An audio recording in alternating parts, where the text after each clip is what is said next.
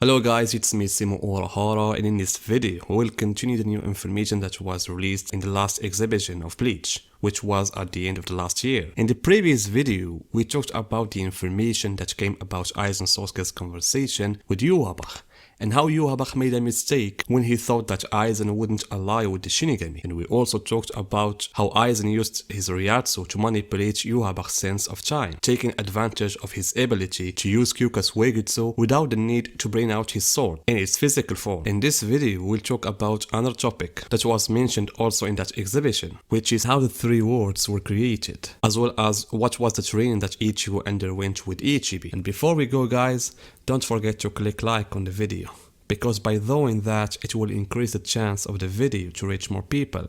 I mean, it will only take less than a second to do it.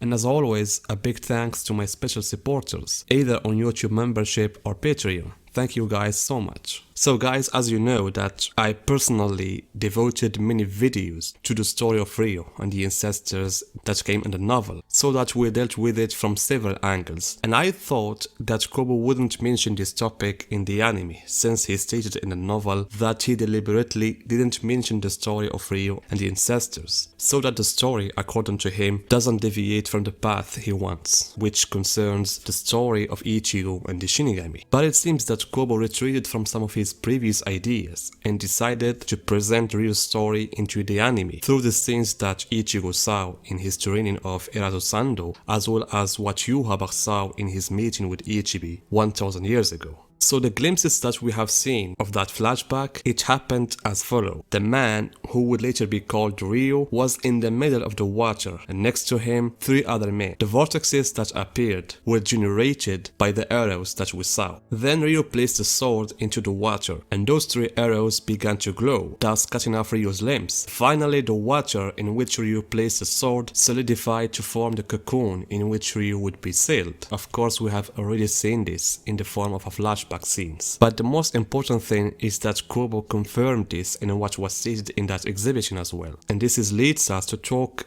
about the story that's found in the novel, which appears to be not entirely true. I previously made a video after the release of that flashback of Ichibei and Yhwach. I said that Ichibei may have lied in some of what he said in the novel about how Ryo created the worlds. However, now there is another fact that I didn't pay attention to it, which is what narrator said in the postscript of the novel. And frankly, I have read that postscript many times, but I was only focusing on narrator's words about the story of Urahara Kisuke, which he hopes that Kubo one day will draw as a manga form. And also I was focusing on the reason why Kubo didn't want to include information about Ryo and the ancestors in the manga. And I didn't pay attention to one of the important lines in which narrator said that he let some characters say things that happened in the past from their own perspective, and those things could be hearsay. He was speaking specifically about Ichibei and Tokinada, meaning that everything Ichibei and Tokinada said should not be taken as an absolute truth. What's dangerous here is that narrator mentioned Ichibei, because for example, we would have agreed that Tokinada might be lying in what he says, given that his personality is malicious and he likes to manipulate others, and in the end he's just a psychopath. Moreover, he did not witness what happened. He read about it in that special secret tablets of his family. Unlike Ichibei, who is the leader of the Shinigami and leader of Zero Squad. And I wouldn't say he represents the good side, but rather represents the side in which the hero of the story, Ichigo, fights for. In addition to that, and this is what's most important, he was present at the time when all of these things happened to Ryo. That is, he saw and heard what happened, and therefore you will automatically accept his words more than what Tokinada might say, given that the latter only read information that he basically doesn't know whether it is true or false. But the style narrator followed in writing about what happened in the past is something close to what happens in our real world, because when we talk about history, we may often find that there are different narratives, some of which may be contradictory. For example, Imagine with me if the pendulum flashback was narrated by Aizen Sasuke. What would it have been like? There is no doubt that most of it would be fake, or if it had been narrated by Kyorako Shinsui, it also wouldn't have been accurate, since Kyorako wouldn't know the fact that what he was seeing in front of him was not Aizen Sasuke. Therefore, the importance of the pendulum flashback lies in that it is narrated by the author itself and not from the perspective of any character. However, in the story of Ryo, the matter wasn't like that. Narrator did not narrate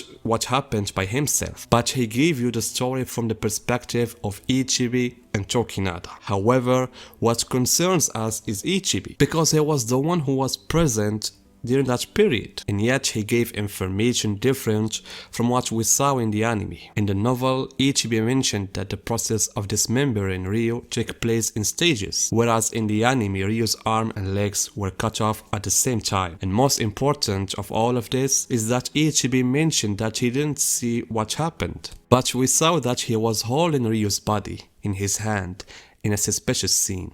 Therefore, this scene alone is enough for us to rethink everything that Ichibei said and to think about the point of what might make Ichibei not tell the complete truth. Of course, I wouldn't say that everything Ichibei said is not true, but there is no doubt that there are things that Ichibei doesn't want the others to know about. On the other hand, there was also information about the training of Erazo Sando, where it was said that the goal of that training is to find out whether the person is suitable to be Ryo or not. The training, as we saw, is that Ichigo must walk towards the exit, and to do this, he must walk in a straight line without deviating from the gravel road, so that as he advances, the weight of the wooden sword increases. In addition, he shouldn't lift his heels off the ground. That's why, if you notice in this scene, Ichigo was walking in an unusual way. He didn't lift his heels off the ground. And so guys, as you can see, there is still a lot of ambiguity about Ryo in his past, as Kubo presented in the anime about Ryo. But what is clear is Ichibei's desire to put Ichigo in Ryo's place.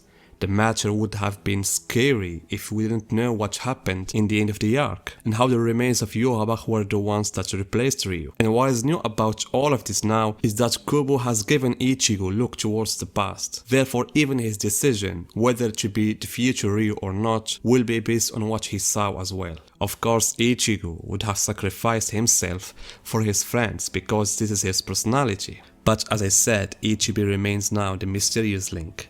And I hope that Kubo will reveal his true intentions, whether in the anime or in the Hell arc. So guys, what do you think about what I have just said about Ichibei, about the creation of the worlds? Tell me in the comments guys, and see you in my next video.